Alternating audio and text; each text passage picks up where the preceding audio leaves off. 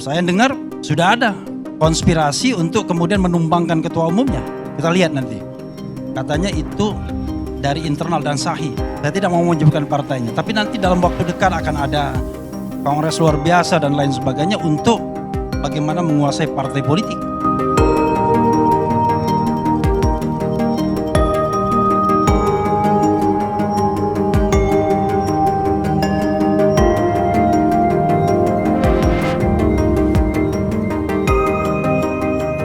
Nah, kalau berita ini memang benar, wah, berarti akan ada kejutan lagi ya. Di sini dari kompas.com.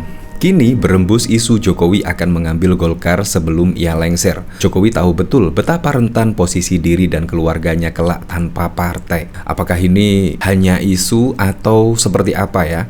Ya memang Presiden Joko Widodo saat ini terlihatlah dengan PDI Perjuangan, bahkan ya hubungannya naik turun dan bahkan cenderung semakin hari semakin menurun saja ya kualitas hubungan antara Presiden Joko Widodo dan PDI Perjuangan. Tiba-tiba ada isu seperti ini. Apakah ini benar? Di sini saya ingat pada waktu lalu ketika Bung Refli Harun ketika saat datang di acara Indonesia Lawyers Club. Di situ bahkan juga mengatakan akan ada. Wah, seperti ini videonya. Dia memastikan yang namanya political dynasty. Presiden Jokowi tidak mau kalau dinasti politiknya kemudian tumbang satu demi satu, terhenti.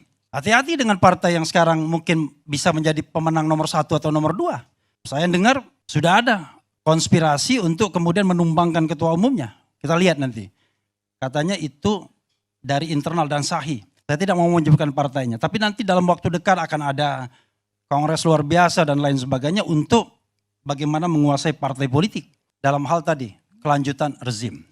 Wow, kalau ini benar, wah, akan ada kejutan lagi ya. Dan drama-drama akan terus berlanjut lah di sini. Apa yang dikatakan Refli Harun menurut saya hampir mirip-mirip ya, yaitu dengan isu berhembusnya yaitu Jokowi akan mengambil Golkar sebelum ia lengser. Wah, apakah benar ya di sini?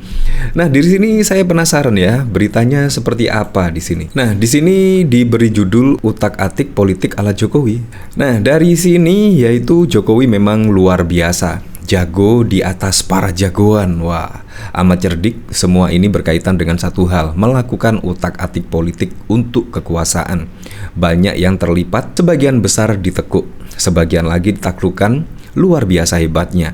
Jokowi adalah grandmaster untuk mengaduk-adukan demi tahta kuasa. Tatkala putranya Gibran Rakabuming Raka belum memiliki kejelasan tentang kendaraan apa yang hendak digunakan untuk menjadi cawapres berhembus, agenda mengambil alih Partai Golkar melalui mekanisme Munaslup melengsarkan Airlangga Hartarto. Kalau kita ketahui dari hasil real KPU ya, di situ bahkan Partai Golkar berada di posisi nomor 2. Bahkan kejar-kejaran yaitu dengan Partai PDIP yang 10 tahun ya masuk tertinggi lah. Bahkan jauh dengan partai-partai yang lainnya. Begitu juga Gerindra berada di urutan ketiga. Kalau memang Presiden Joko Widodo di sini berhasil, wah, sangat keren sekali ya di sini. Politik tingkat tinggi ala Presiden Joko Widodo. Di sini menurut saya isu yang ya kayaknya hampir benar sih, apalagi juga dari kalau kita kaitkan dengan pernyataan Refli Harun pada saat di ELC pada waktu lalu, dan bahkan Refli Harun menyebut ini adalah sahih dari internal. Berarti ya kurang lebih 70% kebenaran. Ya kita lihat sajalah besok fenomena apa yang terjadi besok ya. Nah, di sini yaitu sejumlah nama orang terdekat Jokowi disebut-sebut bakal mengganti Airlangga. Ketika itu desain politik sangat jelas, Partai Golkar akan menjadi kendaraan Gibran memasuki gelanggang. Niat dan keinginan ini kandas tengah jalan. Para sesepuh Partai Golkar tidak setuju adanya Munaslup. Begitu juga para kader partai ini menolak Munaslup. Akibatnya mimpi indah Ketua Umum Partai Golkar Airlangga Hartarto untuk maju menjadi calon presiden atau wakil presiden terpaksa diurungkan. Jokowi punya kehendak lain. Gibran sudah berpasangan dengan Prabowo dan kemungkinan menang atas putaran dalam Pilpres 2024. Puaskah Jokowi dengan pencapaian yang maha spektakuler ini? Kini, sebagaimana yang dilansir, berbagai media termasuk media elektronik berembus lagi berita bahwa Jokowi akan mengambil alih Partai Golkar sebelum ia lengser.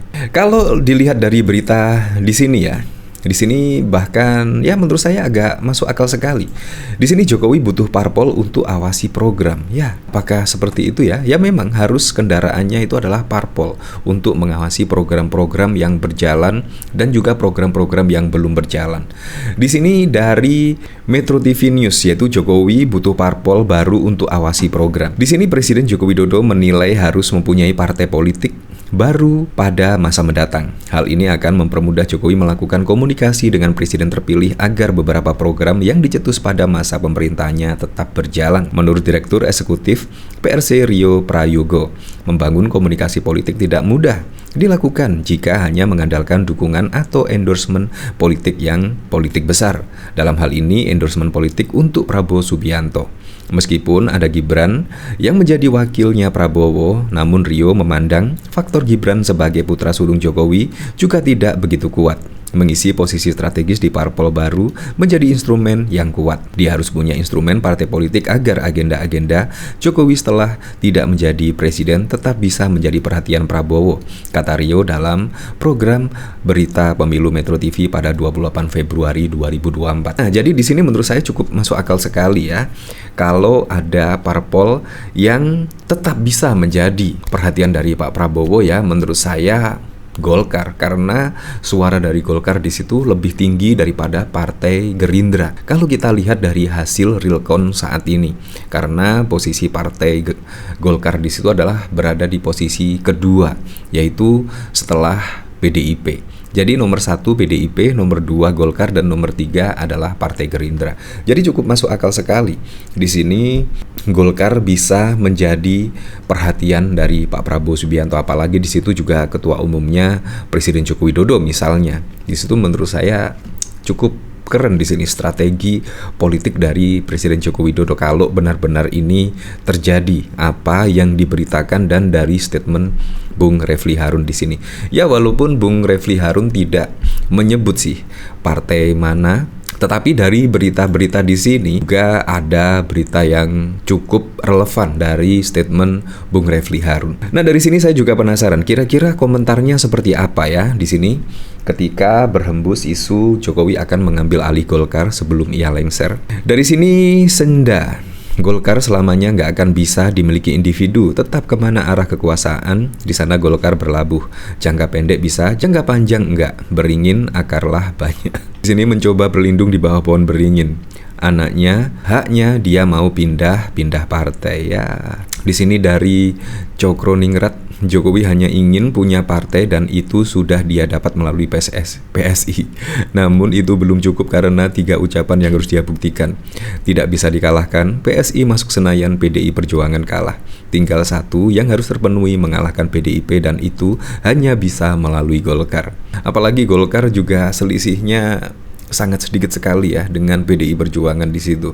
Artinya PDI Perjuangan masih kokoh nomor 1 di situ. Di sini dari EAAS, tidak sabar melihat cara Jokowi, wah calon gelandang politik salah besar dia jatuhkan PDIP sekeluarga, nggak tahu ya seperti itulah. Ya siapapun itulah pada presiden pada periode 2024-2029 semoga saja bisa merealisasikan semua program-program dan janji-janji kampanyenya sehingga bisa langsung dirasakan manfaatnya oleh masyarakat.